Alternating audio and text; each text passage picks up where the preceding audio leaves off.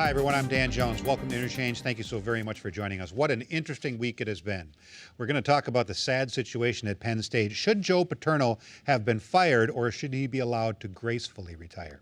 We'll talk about whether Scott Walker should be nervous about his own future following the vote this week in Ohio rejecting the anti-union collective bargaining measures that had been put in place in that state.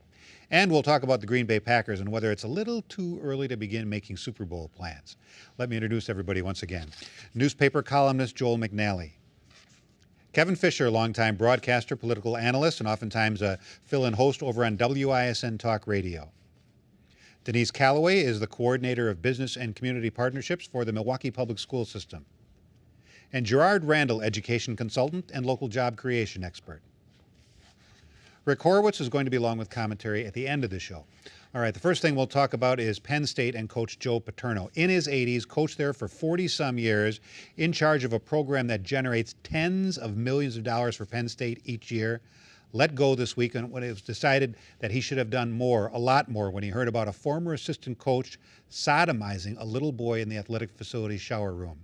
What is so tragic is how many people, in addition to Paterno, didn't do anything, Joel, when they heard about this, or any more than like the minimum you would expect a human being to do. It is kind of unbelievable, and you don't, they've made this story about all kinds of things, about college sports and how it's just totally gotten out of hand and all that, but this is just a humanity kind of story. I can't imagine anyone, no matter what their position is at that university, from the top to a janitor who happened to see one of the incidents, not taking more action than was taken. It's kind of appalling that just like within the Catholic Church, at our own university here in Milwaukee, at Marquette, when there were rapes alleged, and here at Penn State, and they were basically rapes of little children, and the instant reaction is protect the institution. Yeah. Protect, we can't let any of this get out, and if we go to the police, apparently that's going to call attention to it, and to allow this guy, he had retired by the time I think one of the first charges was leveled. But perhaps the reason he retired was that, some of this information was known even earlier than we know that it was known. And that's why he retired and didn't, stay around to be in line to succeed Paterno, if Paterno ever would retire on his own. But even after they knew, and everyone knew, he was allowed to hang around the campus and the athletic facilities, as recently as the last couple weeks. He was doing that with college students, and there have been some allegations of, besides children, he was preying on some college students as well. It is just appalling that institutions try to protect themselves instead of worrying about protecting children or students or anything else. The university would have come off much better had they gone to the police at the time when any ordinary human being would have. But the other interesting thing to me is so much has been made about the firing of the football coach, which I think most people would agree was warranted. But it's practically like a footnote that, and we also fired the college president. It's like football is bigger than the college. It is absurd. I was absolutely amazed at how many people, before he was fired Wednesday night, how many people were saying, no, he shouldn't be fired. He did what he was required to do. He's given the school so much of his life. I'm stunned by how many people believe that. Well, there are lots of folk who believe that, and some of them because the full story has yet to unfold. You base what you believe on how much information you have.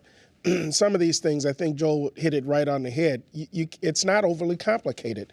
You had young children that were raped in the presence of people who could have stopped it and who could have done something else about it. I think this thing is going to just spiral into a situation where you're going to find that there were lots of people who knew what had taken place and sought to either protect themselves or protect the institution. I noticed on the website that the president of the Board of Trustees, the chair of the Board of Trustees, didn't participate in the news conference that was left to the vice chair of the Board of Trustees. As it turned out, back in 1998, when he came on board the trustees, he had prior served as vice president of operations for the university and oversaw the campus police. Something tells me that somewhere along the line, there's going to be an unfolding of additional information that will implicate others who knew and didn't do what they were morally obligated to do if, in fact, they did what they were required to do by the basic law. Denise, you could see this happening though in other organizations in America, where they have these big organizations and they say these are our rules. If you see something, you report it to your superior, and we'll take care of it legally. I could see this happening in other organizations. Well, yes, but I mean, I think it happens when you have organizations and institutions that put the reputation of the institution above the individual, which is ridiculous because these reputations are built on the acts of individuals. I think, though, that the issue that Joe Paterno faces and that others, when at Penn State, at other institutions where these things have happened, is you can say, this is what I did by following the rules, but there is a moral obligation that we all have. And that's why Joe Paterno was fired. He was fired because there was a moral obligation and expectation that anyone would reasonably have if someone said to you, I saw a child being assaulted, that it's not just enough to say, well, I've told somebody, so I've done my business. It's required that you as a human being do what you need to do to make sure that this stops, or that children or that young women are protected. And what happens is when people kind of take that cop out and say, well, this was the rule and we follow the rule, is that it ignores the humanity of what's happened to these individuals. It doesn't protect those individuals who are the weakest. And I think particularly when we take a look at institutions of higher education, the expectation is that the people who are there are smarter than the rest of us. And by being smarter, that they will do the thing that is the right thing. And that does not happen. And the message is, and I think both Joel and Gerard are right, there's going to be a lot more that comes out of this about who knew what and when they knew it. And we might even find, because the U.S. Department of Education is now investigating Marquette, we might find there's a lot more that comes out of that than what we were initially told. What institutions have got to do is to realize, and Penn State is going to learn it the hard way, your reputation is only as good as you make it. And in this case, Penn State's downfall is its own fault. And these children have suffered as a result of a desire to protect an institution. Kevin, doesn't it amaze you that it wasn't just this one person who didn't go to police? It was this person, this person, this person, this person. That's why I think we have not seen the end of this. More heads will roll. There might be more indictments. Joe Paterno has lawyered up. Good idea. As one columnist put it, he went to bed every night for 9 years knowing what happened and did nothing, remained silent. And that columnist also wondered if there's a college, or if there's a football team in hell. Because it is incomprehensible that these people, these supposedly knowledgeable, learned folks, would see and know what happened and then absolutely go silent and do nothing. They put themselves first, their reputations first, the reputation of the football program. They put sports first. They put the reputation of the institution first, and they put the victim last. And I don't care if Joe Paterno is Joe Pa and coached there 45 years. To do what he did, he's complicit, and I think he needs to be indicted too and face the consequences. At one point, the university actually ordered this coach not to bring children to campus anymore. Yeah.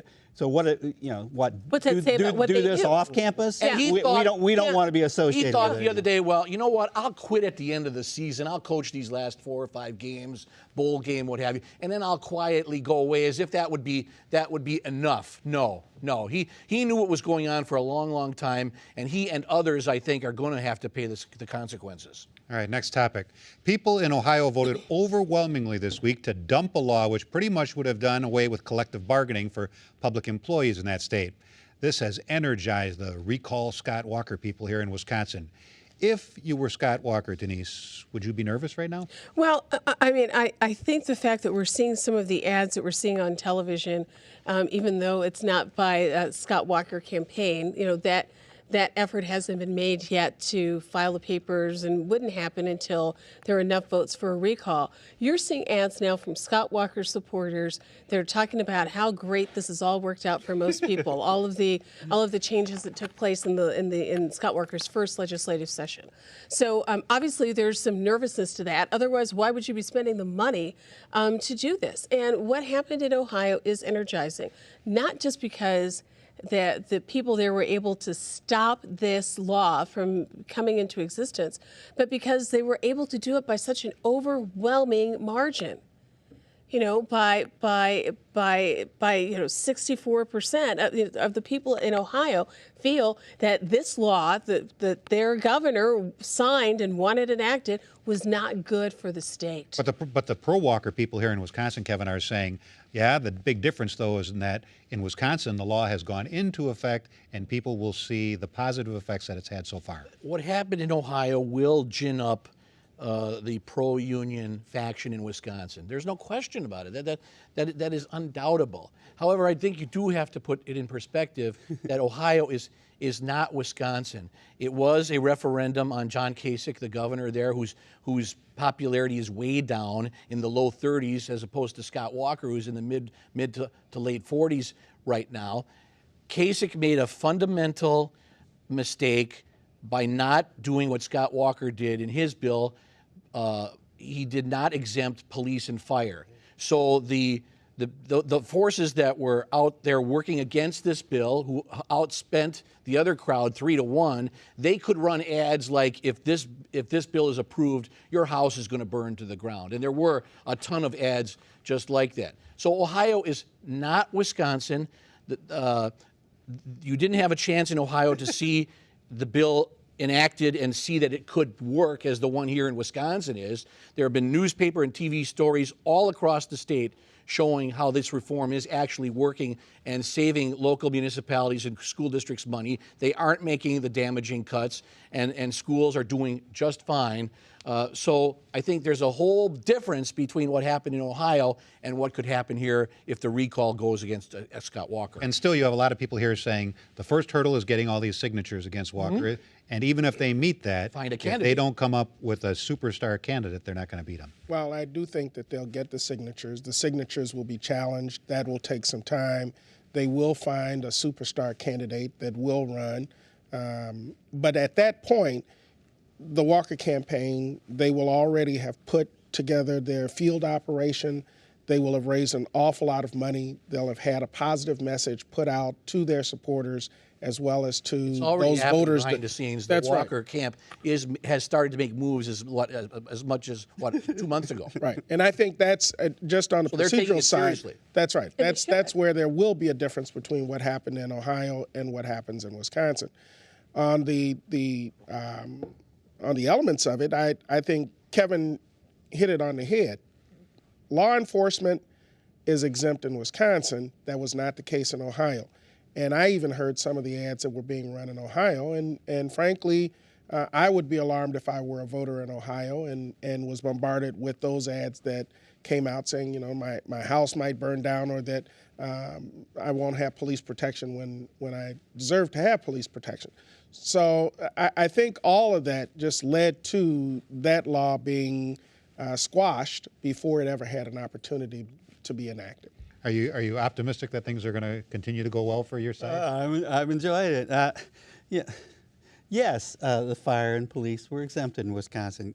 Golly, I wonder why, because they supported Scott Walker's election. To me, the exemption of them is almost as sleazy as the killing of collective bargaining for the other unions. And you know, because they were exempted doesn't mean they aren't fighting this law. One of the candidates who's put himself up as a potential candidate against Scott Walker is out of the firefighters union, and the firefighters and the police have fought this just the same way as the other unions, because they recognize if you can do this to the other unions, you can do it to us. Ultimately, the most fascinating thing I saw out of Ohio, and I think this is exactly what Scott Walker needs to pay attention to. 30% of the voters against this law in Ohio were Republicans.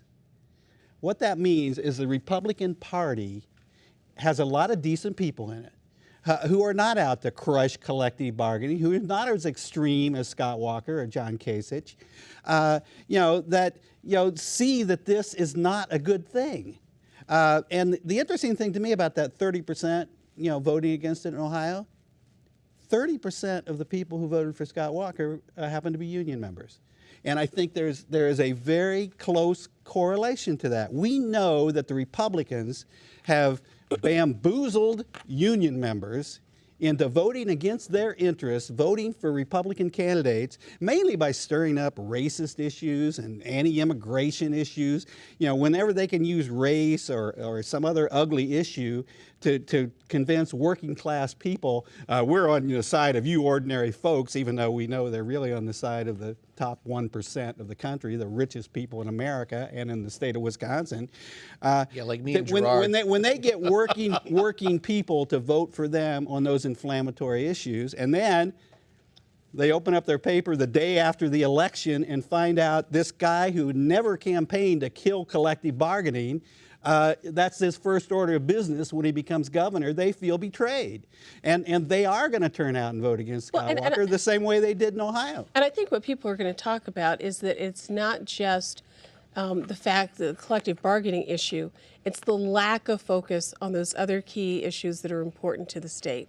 There's been a lack of focus on jobs. On jobs, all of these what he other campaigned things, on. all of these other things that have come down the pike, and there's, a third of the attention have been paid to jobs as to collective bargaining and more additional tax breaks to large corporations in the 1%, then I think we'd be in better shape. So the catalyst may very well be and will be what's happened to collective bargaining. But make no mistake about it, that's not going to be the only issue that people bring up. Well, just because the Journal Sentinel doesn't report on it, there was a job session just recently within the last couple of weeks. They sure didn't pass any jobs bills. Many bills were passed in a bipartisan fashion. Again, just because the anti-Walker Journal Sentinel doesn't report on it doesn't mean it didn't happen.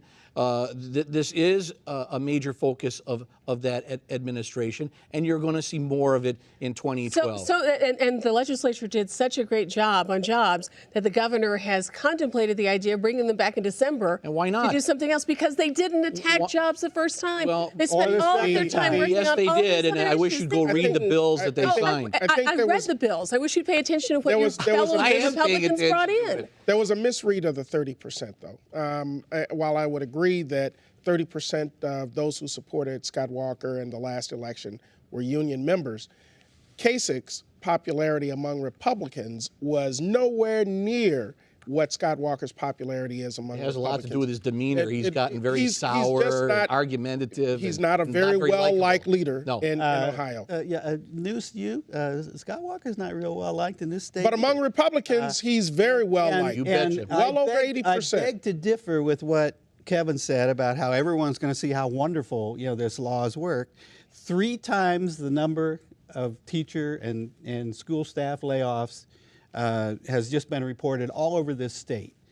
Those are job losses. Those aren't job creations. And these so-called job sessions that we've had, as a result of those job sessions, the unemployment rate has actually gone up in Wisconsin. And we're kicking 65,000 people off of Medicaid right before Christmas. Those are the things that are also going to impact a recall election. And also when people see their property tax bills, that's the number one issue. The state doesn't levy property tax. When people see their property tax bills that will go down as a result of the tools that the governor gave result of local units of firing government, local employees. that's going to reap benefits for It's a good thing they've All right, gone down next because topic. more people won't be able to pay The them. Green Bay Packers are arguably the best team in pro football right now. Undefeated, looking fantastic. A lot of folks are already talking Super Bowl. But is this dream completely dependent, Denise, on Aaron Rodgers staying healthy? Or if Aaron Rodgers goes down this weekend and Speak grabs not his those arm, words. Speak not and all of a those sudden he grabs words. his arm, are the Super Bowl dreams, do they evaporate? Boy, you know, he just looks perfect, doesn't he? I mean, Unbelievable. He is just, it's like he has got not just a laser arm, but a laser focus on what needs to be done for this team. He is running that offense on the field, you know, and schooling everybody else as part of the process. But yeah, I mean, this is a team that's dependent upon Aaron Rodgers being healthy. He really, There's he's no made- doubt about He's that. made everybody forget about Brett Favre. Who? I was in a resale shop and bought a Brett Favre poster that went for let's say For what? Under $100.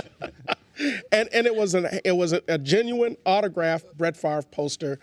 Actually, the frame was worth more than what I paid for it. Were you out of tablecloths or Well, what? no, but Brett Favre. I'm still a black Brett Favre velvet. fan. I think, anyone that remembers where we were at here in Wisconsin prior to the Brett Favre era should continue to appreciate his contribution. But you're right, Aaron Rodgers has made a tremendous contribution, particularly this year, because our defense is kind of shaky. And the fact of the matter is, if we have a downfall, it's going to be our defense and the fact that we still don't have much of a running game. We need to give Favre some additional support. is amazing. Rodgers. It is That amazing. very Not moment. those words. It is amazing, though. It is amazing, though. Here you have an 8-0 team, and we're desperately searching for ways to nitpick this team. Yeah. Right. Although the defense is concerning. The rest of the schedule is pretty meager. Who'd have thought that this year your toughest game in the second half might be Detroit on Thanksgiving Day? Right. But you do have to, by playoff time, shore up that defense. Defense wins you championships.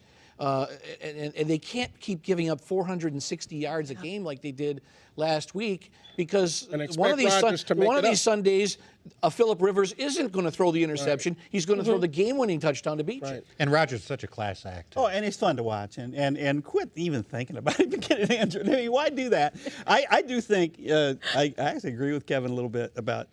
Here we are complaining about how an 8-0 What's wrong with those Packers? an 8-0 team has been playing, and I remember twice last week when the defense scored touchdowns. Thank God. So, Right. so Gave up they're twice not that exactly just stumbling around, and they have consistently in recent years under this defensive coordinator gotten better as the year went on. But, this and I'm not worried about anything. I'm not even worried about Rodgers getting injured. If he gets injured, there are plenty of tools out there for his backup. All these receivers. Look at our receiving core. Believe me, that is a luxury for whoever's the quarterback. All right, let's go from undefeated to underwhelming. There was a Republican presidential debate on Wednesday night, and a certain Texas governor couldn't remember his own plan to shut down the Department of Energy. Oops. He wasn't the only one to come up a little short, though, and Rick Horowitz has a suggestion. Rick. Oops.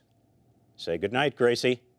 Can you believe it? The governor of the great state of Drill Baby Drill, totally blanking on a word that's so near and dear to his heart? I don't know if I'd call it a Freudian slip, more like a banana peel. Rick Perry and the Declaration of Independence. We hold these truths to be self-evident, that all men are created equal, that they are endowed by their Creator with certain unalienable rights, that among these are life, liberty, and, that other one. So here's the question. If this is an elimination contest, shouldn't somebody be doing some eliminating? I mean, shouldn't we be done with the William Hung part of the auditions by now? What if we started by tossing the three who don't know anything about anything? I'm talking about you, Herman Cain. I'm talking about you, Michelle Bachmann. And I'm talking about him. Rick Perry at Gettysburg. Government of the people, by the people, and dang. Yes, I know, technically speaking, the actual voting hasn't even started yet. But after nearly a dozen of these debates, don't we already have a feel for all 8 of these folks? I mean, is there anything the caucus goers of Iowa or the hardy citizens of New Hampshire are going to tell us about them that we haven't figured out for ourselves? Rick Perry at the diner. A sandwich sounds good. How about a BL, You know, there are 5 reasonably intelligent, generally well-informed, frequently coherent members of this year's GOP presidential field. Herman Cain, Michelle Bachmann, and Rick Perry just don't happen to be any of them. So can't we finally get the lounge act off the stage? That's right, the handsome numerologist, 999, and the loopy conspiracist, and the walking hair gel. Can't we just thank them for keeping us entertained and let the other 5 have a conversation that's worthy of the office at stake and the serious issues we're facing? Probably not. Rick Perry the rocker, oh, shake, rattle, and Well, thank you, Rick, and thank you so very much for watching. Stay warm. Enjoy the rest of your weekend.